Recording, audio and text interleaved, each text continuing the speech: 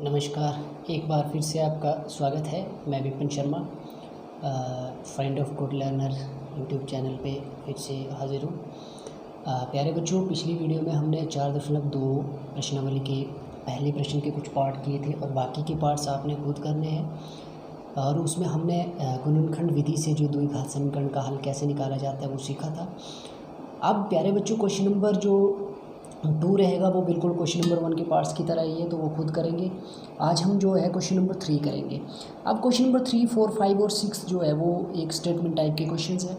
पहले अब थोड़ा सा जो है ना बच्चों, आपका काम बढ़ गया है। काम क्या बढ़ा है कि आपने अब स्टेटमेंट दी है, स्टेटमेंट से आपने पहले समीकरण बनाना होगा, द्विघात समीकरण बनाना होगा, फिर उसको आपने हल करना है। ठीक है, ये सेशन 4 है। सेशन 3 में हमने जो फर्स्ट क्वेश्चन नंबर 1 किया था उसके पार्ट्स किए थे। अब क्वेश्चन नंबर 2 होमवर्क था आपके लिए। क्वेश्चन नंबर 3 करेंगे हम और 5 करेंगे हम सेशन 4 में। ठीक है, तो शुरू करते हैं। क्वेश्चन क्या है? क्वेश्चन बोल रहा है कि 2 ऐसी संख्याएं ज्ञात कीजिए जिनका योग 27 हो और गुणनफल 182 हो। मतलब आपने 2 ऐसे नंबर्स फाइंड आउट करने हैं जिनको अगर हम ऐड करें तो 27 होता है और अगर मल्टीप्लाई करें तो 182 होता है। तो आपको पता है कि सम 27 कब कब मिलता है? आप 1 से शुरू कर दो, जब 1 में 26 ऐड कर देते हैं ना, 2 में 25 ऐड कर देते हैं ना, 3 में 24 ऐड कर देते हैं है ना, 4 में 23 ऐड कर देते हैं है ना, 5 में 22 ऐड कर सकते हैं। ऐसे ऐसे करते करते आप 10 में 17 ऐड कर दें, 10 में 17 ऐड कर दें, तब भी आपको 27 मिलता है। ठीक है, उसके बाद फिर आप 15 में 12 ऐड कर दो, ठीक है, 27 मिलता है। लेकिन बोल रहा है कि ऐड करने पर 27 मिलता है लेकिन मल्टीप्लाई करने पर 182 मिलता है। तो आप जल्दी से टेबल पढ़ेंगे, 11 का टेबल पढ़ो, 12 का टेबल पढ़ो, है ना, जहाँ आपको 182 मिलता है और उनको ऐड कर ले तो 14 × 13 करें तो शायद 182 मिलता है, 14 × 13 करें तो शायद 182 मिलता है और 14 + 13 जो है वो 27। तो एक तो पहली बात ही क्वेश्चन यार हमारा बिना किए ही सॉल्व हो गया। कुछ बच्चे कर पाएंगे ऐसे, ठीक है, लेकिन पेपर में ऐसा नहीं है कि कई होशियारी करते कि हाँ 14 + 13 बराबर है 27 और 14 × 13 बराबर है 182, तो पहली संख्या बिल्कुल कांटा लगेगा 0। ठीक है, आपको एक सिस्टमेटिकली करना होगा, ये सॉल्व करना होगा, एक इक्वेशन बनानी होगी, क्वाड्रेटिक इक्वेशन, द्विघात समीकरण बनाना होगा, फिर उसको हल करना होगा। तो मैंने बताया कि जो चीज़ हमें पता नहीं होती उसको मान लेते हैं। अब 2 संख्याएँ हैं तो हमें पहली संख्या माननी पड़ेगी। तो मैंने क्या कर दिया, मान लो पहली संख्या जो है वो x है। ठीक है, पहली संख्या मैंने x मान ली बच्चों, तो दूसरी संख्या जो है वो 27 - x होगी। कैसे? अब कई बच्चे क्या करेंगे यहाँ पे कि प्यारे बच्चों की द्विघात समीकरण की बात कर रहे हैं तो इसमें जो चर आएगा वो एक ही आएगा, इसलिए पहली संख्या x है तो दूसरी मैंने y नहीं मानी, दूसरी को मैं y मान सकता था, लेकिन ये एक चर वाला द्विघात समीकरण है, ये 2 चर वाला नहीं। ठीक है, तो दूसरी संख्या क्या होगी? अब ये 27 - x कैसे आया? प्यारे बच्चों, मान लिया कि एक संख्या, सपोज करो थोड़ी देर के लिए कि 2 संख्या हैं x और y, उनका योग क्या है? ठीक है, एक संख्या x है और दूसरी y है और उनका योग क्या हुआ? 27। तो यहाँ से मुझे x क्या मिलेगा? सॉरी, यहाँ से मुझे y क्या मिलेगा?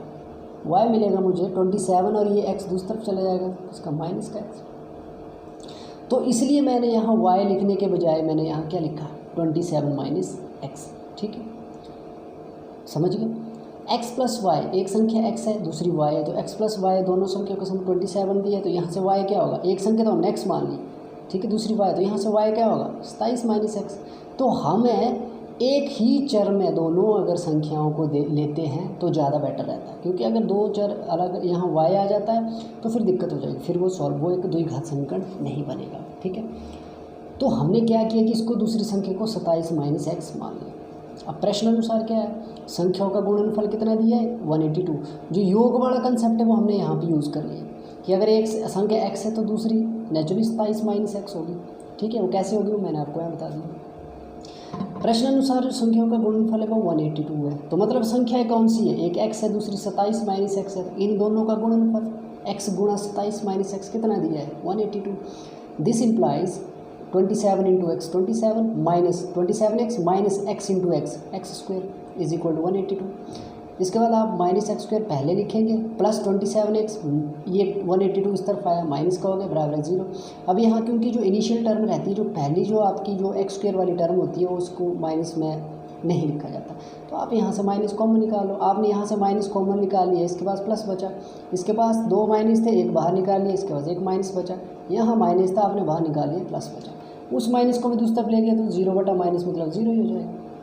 मेरे पास जो समीकरण बना वो x square minus 27x plus 182 is equal to 0, ये बना मेरे पास समीकरण। ठीक है, अब हम फिर से वही मेथड लगाएंगे जो मैंने आपको बताया।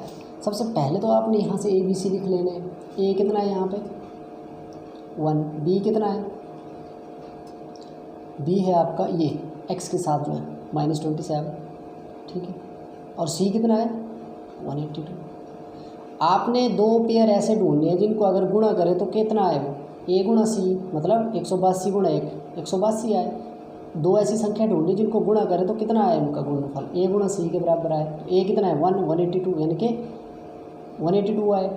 ठीक है, और अगर उनको ऐड करें तो -27 आए।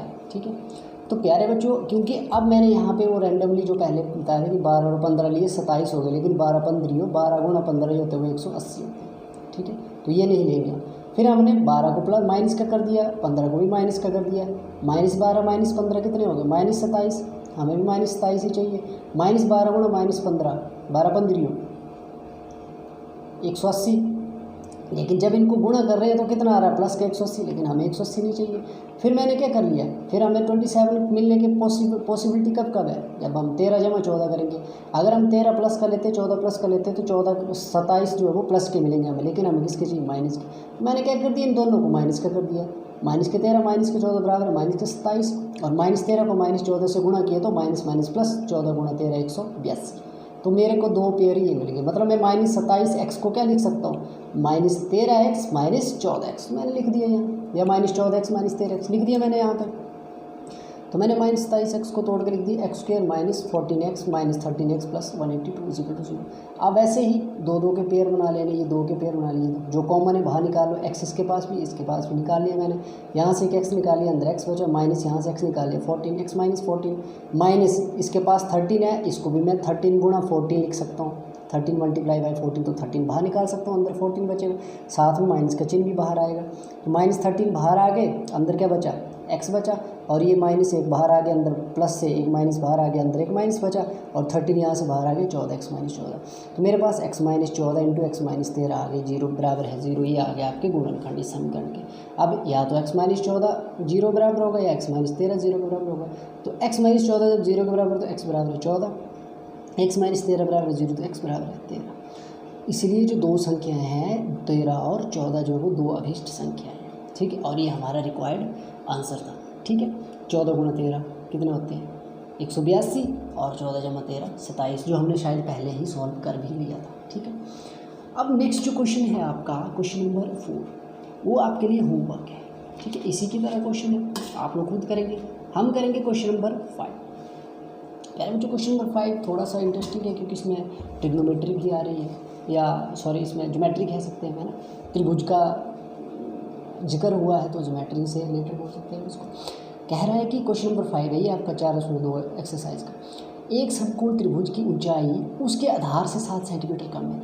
बोल रहा है कि त्रिभुज की ऊंचाई जो है वो उसके आधार से 7 सेंटीमीटर कम है, मतलब हमें आधार पता होना चाहिए ना।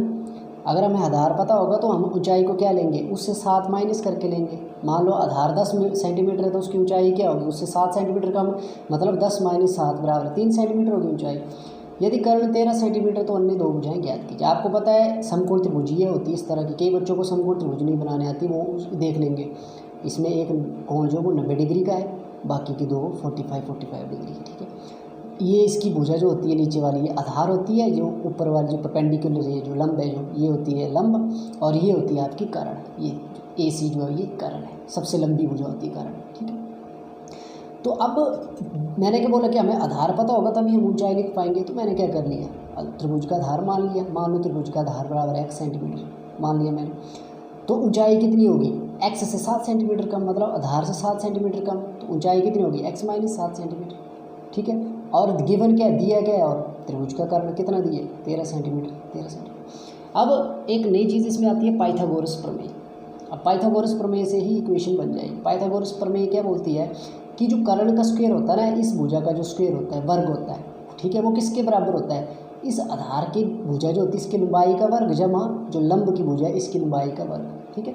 तो मतलब कर्ण का स्क्वायर, मतलब कर्ण कितना है 13 सेंटीमीटर, 13 का स्क्वायर बराबर है आधार कितना है x का स्क्वायर प्लस लंब कितना है x माइनस 7 यानी कि x माइनस 7 का स्क्वायर। 13 का स्क्वायर हो जाएगा 13 गुणा 13 169 169 बराबर है x का स्क्वायर प्लस ये a माइनस बी का होल स्क्वायर लग जाएगा यहाँ पे, ठीक है। a माइनस बी का होल स्क्वायर क्या होगा a स्क्वायर मतलब x square plus b square मतलब 7 का स्क्वायर 7 गुणा 7 49 माइनस 2ab माइनस 2a कितना है x 2x गुणा 7 मतलब 14x माइनस 14x, ठीक है। ये आ गया। अब हमने क्या किया कि बिना x वाली टर्म में ये तो इसकी तरफ बिना x वाली ले आया मैं 49 बिना x का इसको इस तरफ ले आया माइनस का 49 हो गया बराबर है x स्क्वायर जमा x स्क्वायर 2x स्क्वायर हो गए माइनस 14x वैसे लिख लिया। अब यहाँ 169 में से 49 चले गए 120 बचे बराबर है 2x स्क्वायर माइनस 14x। तो मैं अगर 120 को इस तरफ ले जाऊँ तो क्या हो जाएगा, ये प्लस का है तो इस तरफ जाके माइनस का, तो मुझे इक्वेशन मिलेगी 2x square minus 14x minus 120 बराबर है 0।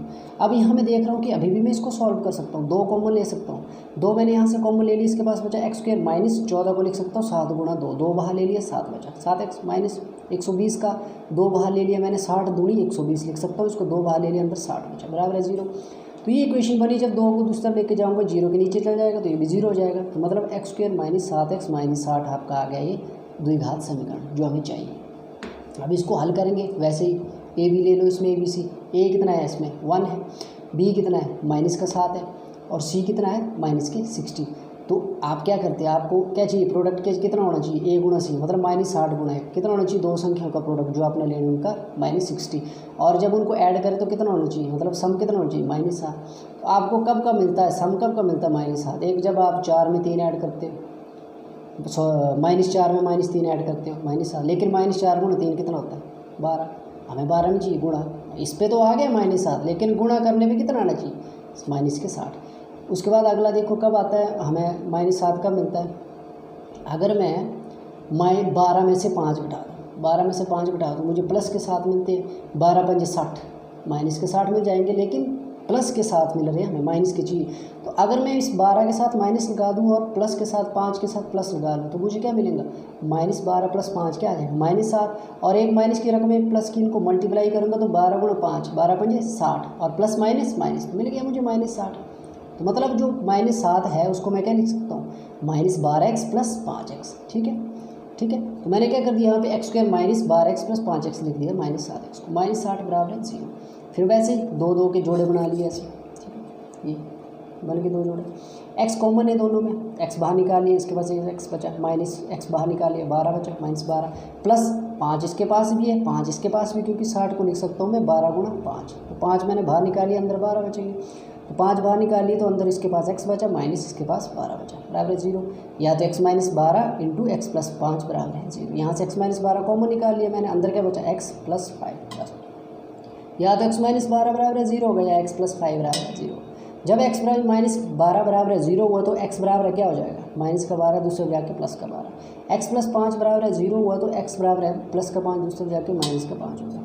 अब इसमें इंपॉर्टेंट चीज़ क्या रहती है, जो पिछले वाले क्वेश्चन में क्या था कि दोनों संख्याएं प्लस में आई थी तो हमने दोनों को ले लिया था। अब इसमें क्या दिक्कत है, इसमें एक रकम प्लस की आ रही है एक माइनस की आ रही है, लेकिन हमें ये चीज़ देखनी है कि हमें प्लस की लेंगे या माइनस की लेंगे।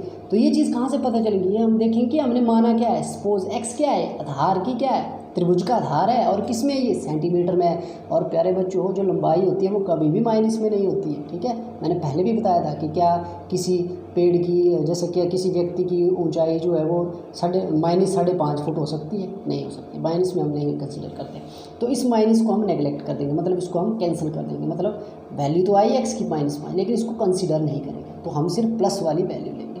तो इसका मतलब है x बराबर है क्या लेंगे हम 12। तो x क्या माना हमने त्रिभुज का आधार, तो त्रिभुज का आधार कितना आ गया 12 सेंटीमीटर और ऊंचाई क्या आएगी इससे 7 सेंटीमीटर का, मतलब 12 माइनस 7 बराबर है 5 सेंटीमीटर। तो आधार आ गया आपका 12 सेंटीमीटर और ऊंचाई 12 माइनस 7 यानी कि 5 सेंटीमीटर, ठीक है। तो ये था आपका 4.2 एक्सरसाइज का अंतिम प्रश्न।